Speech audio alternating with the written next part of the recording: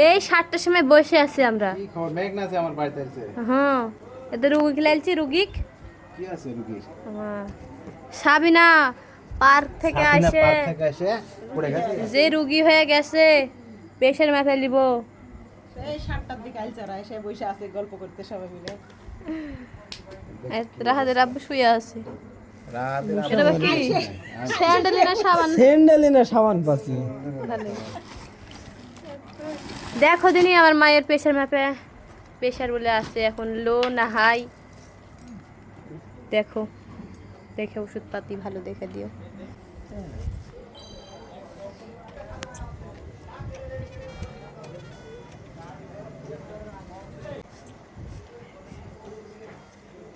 না শুনো, খুবই দুর্বল। মানে প্রেশার লো খুবই দুর্বল, হ্যাঁ। তাই জন্য এরকম অবস্থা। মানে কি কি খন লাগবে বেশি?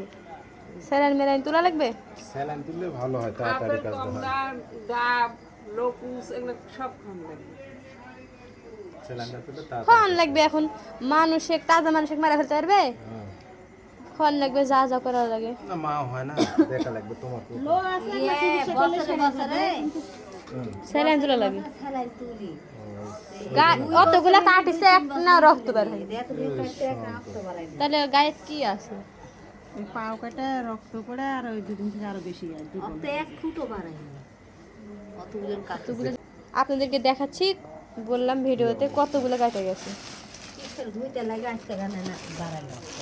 আম্মা খুলিচ্ছে ব্যান্ডেজটা। ব্যান্ডেজ করে দিবেন?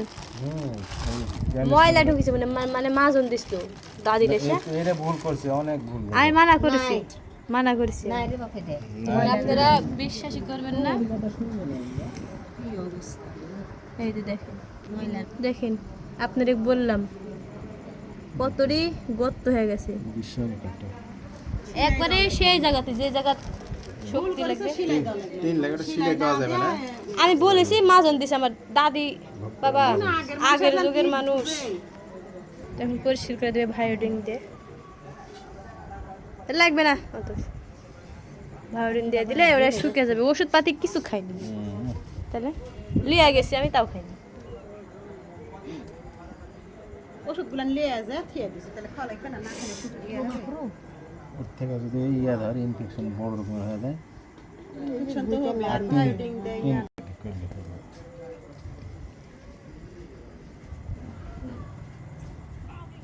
হয়ে গেছে ব্যান্ডেজ করা হয়ে গেছে। এখন ওষুধ দেবে তাই না? আর কবে এখন পারবেন স্যালাইনটা তুলে দিতে? খুব দুর্বল তো, খুবই দুর্বল। দুর্বলের কেন তো যেটি সেটি পড়ে যায়, মাথা যন্ত্রণা করে, মাথা ঘুরে। পেট কিছু আছে মাথা ঘুরে ঘুরে পড়বে তো।